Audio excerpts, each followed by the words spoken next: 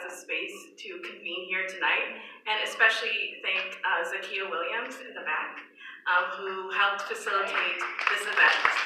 So please join me in thanking her.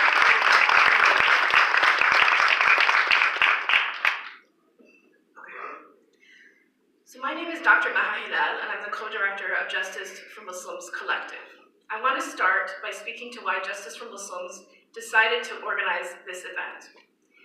We decided to organize this event because Muslims have been targeted now for over 17 years, yet it is only under Trump that this understanding has begun to permeate any analysis of the national security infrastructure. For Justice for Muslims Collective, our understanding has always been systemic. It has always been about connecting seemingly disparate policies to understand how a structure built to criminalize Muslims has operated and continues to operate. And it is about understanding what Islamophobia is and how deeply entrenched it is in the war on terror, such that Muslims are visible and invisible at the same time. This is an extremely important point because Islamophobia is often dismissed among those on the left and liberals who view the targeting of Muslims post 9/11 as par for the course, or as something that has no comparison and must therefore not exist.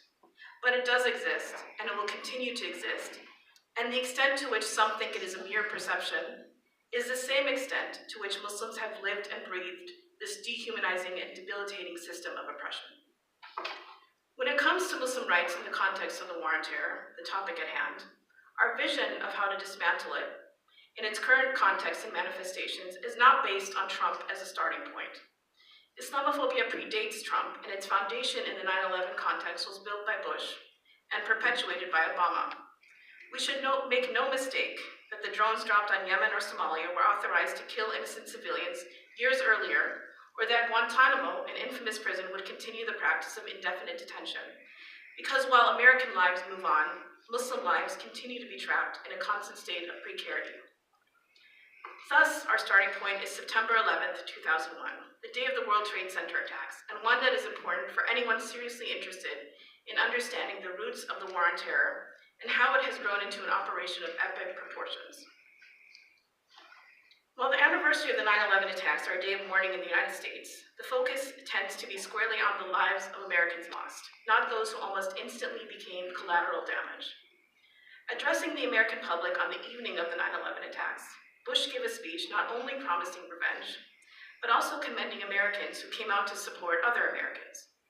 He expressed sympathy to the victims and the families of the attacks, stating that, quote, "Tonight I ask for your prayers for all the victims and the families of the attacks, and for all those whose world has been shattered." What Bush didn't mention was that under his leadership and administration, it was the Muslim community's world that was about to be shattered in exponential proportions. And now here we are, 17 years later, with a robust and continuously expanding infrastructure that criminalizes Muslims because their lives are simply a means to an end. 3 days after 9/11, on September 14th of 2001, the authorization for the use of military force was passed, and